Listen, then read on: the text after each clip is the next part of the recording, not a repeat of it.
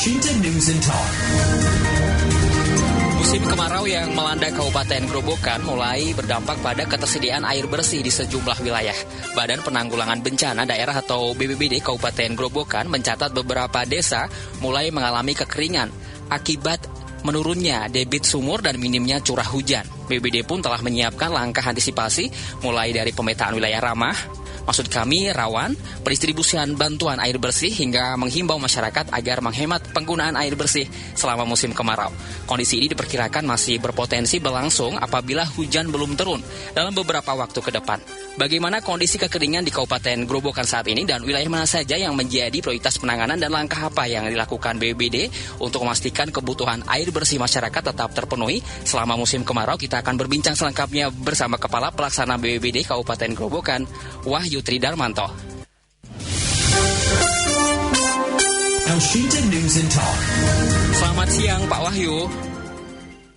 Selamat siang, Elsinta.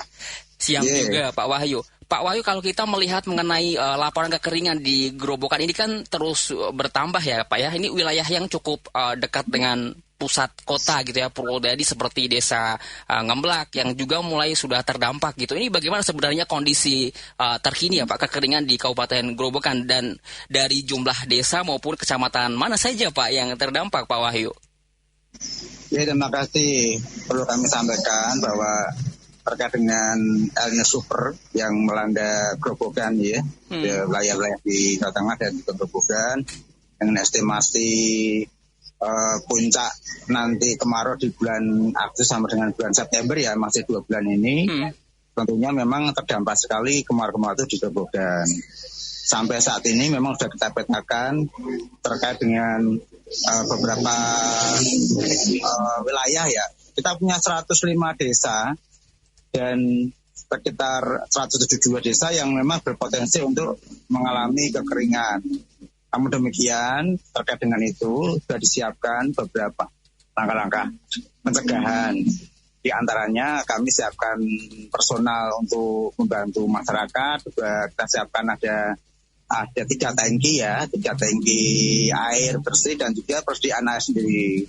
Dan sampai saat ini kami sampaikan kepada teman-teman, kami sudah mendropping 258 tangki air tersebar di 17 kecamatan dan di 71 desa yang ada di Grobogan sampai saat ini. Demikian sementara informasi. Baik, Pak Wahyu, berarti ini saya izin konfirmasi dulu ya Pak ya, ini dari 105 desa ya, betul ya Pak Wahyu ya? Ya, itu yang tinggi ya. Oh, yang rawan, tinggi. Yang rawan. Yang rawan itu di berapa kecamatan Pak Wahyu? Ada di sekitar 6 kecamatan. Di 6 kecamatan. Ya, itu ada di Gabus, di Ngeyer, ada di Kradenan, ada di Toro, ada di Portet sendiri, dan ada di Pulau Kulon. Itu wilayah-wilayah yang memang selama ini termasuk kategorinya adalah yang langganan kekeringan. Sehingga di dalam peta tersebut, di desa tersebut, kami memantau dan memang berulang setiap kali ada musim kekeringan itu. Kami lihat memang di situ itu selalu tinggi permintaan untuk air bersihnya. Namun demikian, insya Allah kami siapkan hal-hal yang berhubungan dengan itu. Tadi ya saya ulangi, ada armada, ada personal, termasuk air sendiri. Sehingga untuk kecukupan masyarakat insya Allah kami bisa bantu. Namun demikian, memang tidak bisa serta-merta begitu minta hari ini langsung di-drop ya. Karena kami juga melayani seluruh wilayah kabupaten sehingga kami jadwalkan.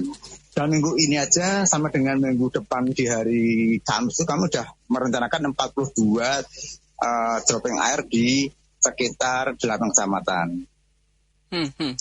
Baik Pak Wahyu, ini untuk menentukan sebuah desa ini masuk kategori krisis air bersih yang udah parah gitu Pak. Ini apa saja sih Pak indikatornya yang digunakan atau patokannya yang digunakan BPBD Kabupaten Grobogan sendiri Pak Wahyu? Iya.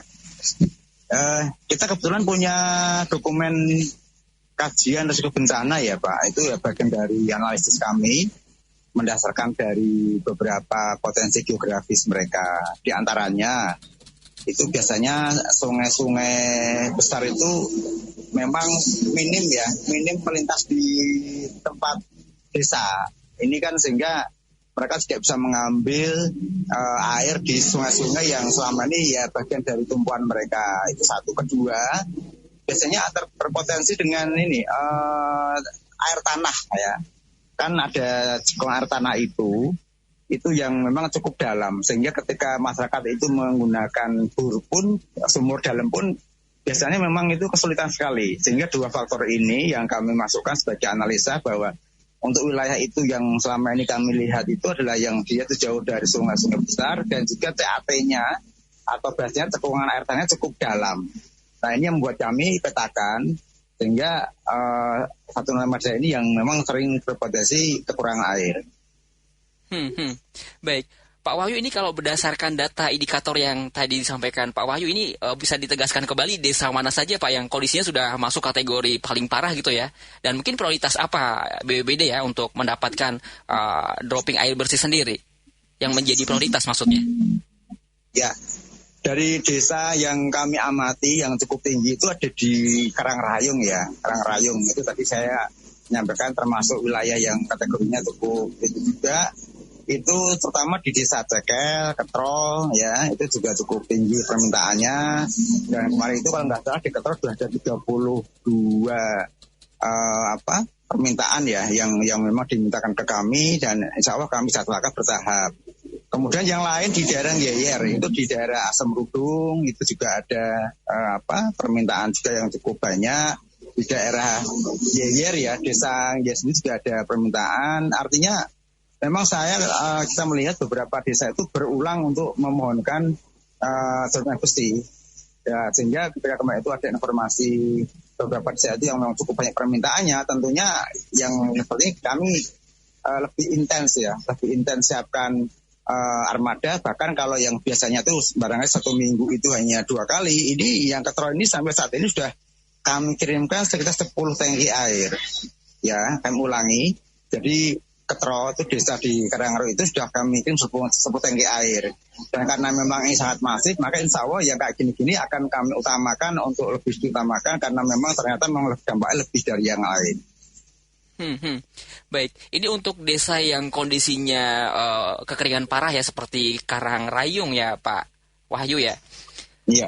Ini dan desa-desa lain ini yang untuk seberapa maksudnya untuk desa-desa lain juga yang tentunya belum mendapatkan dropping air bersih, mungkin bagaimana Pak cara mengusulkan gitu ya ke BPBD untuk mendapatkan air bersih sendiri, Pak Wahyu? Ini kita alhamdulillah di samping dari BPBD Grobogan yang menyiapkan 3 tangki, kami juga punya beberapa kolega yang alhamdulillah membantu kami, seperti diantaranya ada TNI, ada Polri, ada Basnas, ada PMI, ada PLN. Artinya ketika kami itu punya agenda sendiri, ketika ada lagi permintaan, kami akan coba sebar kepada mitra-mitra yang alhamdulillah selama ini membantu. Sekali lagi ini adalah bagian dari usaha bersama, tidak hanya mengandalkan daripada pemerintah. Kami merangkul banyak lembaga, ya tadi seperti Basnas, PMI, juga Balai Besar Pelaksana Pemerijuana ya, juga ada lagi PLN. Kemarin terakhir kali ada yang kami dibantu dari TNI, dari Direktorat Pembangunan Satria Ageng Selo yang alhamdulillah kemarin membantu kami tangki airnya, truk tangki airnya. Sehingga terus terang aja beberapa permintaan yang memang itu sudah mendesak, kami mintakan ke kolega-kolega sehingga tidak terkurangi oleh permintaan itu. Baik, Pak Wahyu, ini kan kalau saya mencermati beberapa artikel berita, ini kan di lapangan warga juga menyebut bantuan air bersih yang datang ini kan belum selalu untuk mencukupi ya kebutuhan mereka, dan masih harus mencari air sendiri. Mungkin apakah BPBD juga menemukan adanya kesenjangan gitu ya Pak antara kebutuhan air masyarakat dengan kapasitas distribusi yang dimiliki saat ini, Pak Wahyu?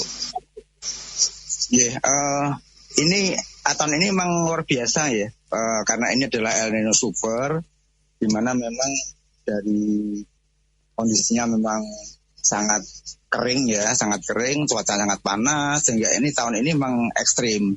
Namun demikian, kami tidak bisa memang mencukupi seluruhnya. Kami mencoba membantu semaksimal mungkin. Kalau ada kesenjangan itu, nanti akan coba kami bantukan atau kami upayakan melalui tadi kolega-kolega kami ya, karena kita juga punya beberapa perusahaan yang punya CSR ya, seperti PLN ya, juga barangkali ada Basnas, PMI atau bahkan yang lain. Kami buka selebar-lebarnya. Jadi kalaupun ada kesenjangan, kami cepat tutup dengan beberapa kolega yang akan membantu warga semaksimal mungkin kebutuhan mereka. Apalagi ini adalah El Nino yang luar biasa, kekeringannya yang juga memang ekstrim, sehingga memang agak beda dengan tahun sebelumnya. Baik. Berarti untuk El Nino tahun ini cukup ekstrim ya Pak daripada tahun sebelumnya ya Pak Wahyu ya?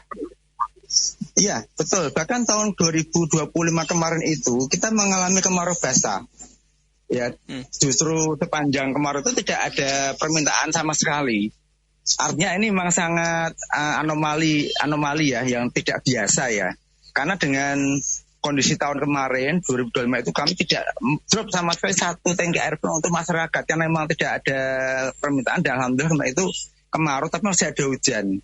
Tetapi tahun ini luar biasa teman-teman. Jadi mulai bulan Mei kemarin itu sudah ada mulai kekeringan, Juni ada permintaan, Juli juga permintaan penuh dan hari ini di bulan April ini memang ini yang puncak pertama ya. Nanti ada puncak kedua itu di bulan September. Masih di bulan Oktober masih ada El Nino dan estimasinya di bulan November akhir baru mulai ada hujan nanti. Jadi insya Allah dengan perkiraan tersebut dari BMKG, BPBD Grobogan berupaya memetakan ya baik itu personal, alat dan juga yang lain sehingga sampai dengan nanti akhir El Nino di bulan November itu kami bisa membantu masyarakat untuk mengurangi atau meringankan beban masyarakat terhadap persediaan air. Baik. Pak Wahyu ini kan tadi juga sempat juga disinggung sama Pak Wahyu ya, ini kan kemarau juga masih berlangsung gitu ya sampai beberapa bulan ke depan gitu ya, sampai mau akhir tahun gitu ya. Mungkin skenario atau penanganan apa sih yang dilakukan oleh BPBD ya Kabupaten Grobogan sendiri terkait kemarau panjang yang jika penanganannya ini kemaraunya bertahan lebih lama gitu dari perkiraan BPBD sendiri Pak Wahyu? Ya, tentunya apa yang kita lakukan, kita mencoba mengedukasi masyarakat terkait dengan hemat air. Karena dampak ini kan berkait dengan krisis air dan salah satunya adalah dengan hemat air. Itu ke masyarakat kami sampaikan edukasinya. Kemudian hal yang lain tentunya kami siapkan semaksimal mungkin ya. Insya Allah untuk kalau terkait dengan pendanaan biaya tidak ada masalah. Kami di backup oleh pimpinan semaksimal mungkin. Jadi kalau untuk pendanaan kami sudah tersedia dan tentu yang kami siapkan adalah personal. Personal harus selalu ready ya 24 jam ya. Bahkan setiap hari harus kita jaga juga kan, kami juga dibantu dengan relawan. Hal yang lain berhubungan dengan tentunya ketersediaan kesiapan armada. Armada ini kan karena tiap hari itu harus keluar melayani masyarakat, kami juga harus siap dengan pemeliharaannya. Karena kalau ini keluar tiap hari tentu ada perawatan yang harus muncul. Hal yang lain yang mungkin juga kita perhatikan terkait dengan pendukung ya Pak, seperti ada pompa, ada selang, ini kan juga kami harus cek. Artinya apa? Begitu yang ini keluar, yang lain harus ready. Ketika ini trouble, yang lain juga harus siap. Nah ini kan model ini harus diterapkan. Kalau tidak begitu, ini ya trouble, ini yang berhenti. Karena kita harus yakin tidak boleh berhenti pelayanan ini sampai dengan nanti selesai musim kemarau ini. Ya, baik. Pak Wahyu untuk saat ini BPBD Grobogan memiliki berapa personil sih Pak dan juga armada juga ya yang dikerahkan gitu ya untuk penanganan kekeringan khususnya untuk dropping air bersih sendiri Pak Wahyu? Ya, saat ini kami punya 27 personil ya yang siap untuk mengirimkan air tiap hari itu. Ada 3 mobil kita yang 2 itu keluar. Ya, membawa per masing-masing mobil itu akan membawa 3 tangki. Berarti kalau 2 berarti ada 6 tangki. Yang 1 ready di kantor ya, karena ini harus kita cadangkan. Ya, kemudian untuk personal itu cukup ya. Saya kira kalau 27 itu kan 1 hari kalau kita model shift ya, 1 shift kan ada 9 orang. 9 orang itu kalau 3 orang keluar masih ada 3 orang yang stand di kantor. Kemudian tangki yang kita siapkan ada 3 Pak, ada 3. Kemudian terkait dengan hal yang lain, kita punya pompa itu ada 25 pompa. Ada selang sangat lebih ya, selang kita punya 200 meter selang ya untuk kita siapkan. Dan yang paling penting adalah airnya.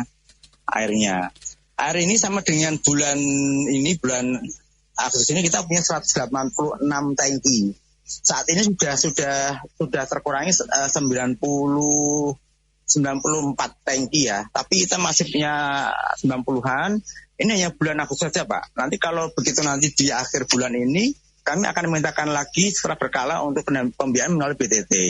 Artinya memang kita ini kalau untuk pembiayaan itu tidak bisa langsung kita mintakan sampai akhir tahun. Setelah bertahap, di bulan ini kita 186 tangki, begitu nanti akhir bulan ini nanti kita mintakan lagi tambahan lagi, sehingga itu setiap bulan selalu bergulir untuk pendanaan biaya air itu. Baik, untuk penanganan kekeringan sendiri ini kan tentunya juga melibatkan beberapa instansi ya Pak, seperti PMI, kepolisian, BBWS maupun pemerintah desa gitu ya. Mungkin bagaimana pola koordinasi BPBD ya dengan pihak-pihak terkait dengan distribusi bantuan agar tidak tumpang tindih juga ya, dan cakupannya bisa semakin meluas gitu, Pak Wahyu. Iya, betul. Begini, jadi kita punya banyak permintaan, maka satu pintu di BPBD. Ya, jadi ketika ada permintaan 50 masuk ke kita, maka kita petakan jadwal selama satu minggu itu. Kami bagi mana yang porsinya BPBD, mana yang porsinya TNI, mana yang porsinya Polri, mana yang porsinya dari PMI, mana yang dari PLN atau dari BIS Pemali Juwana, maka semua satu pintu di kami, di BPBD yang akan menjadwalkan secara utuh.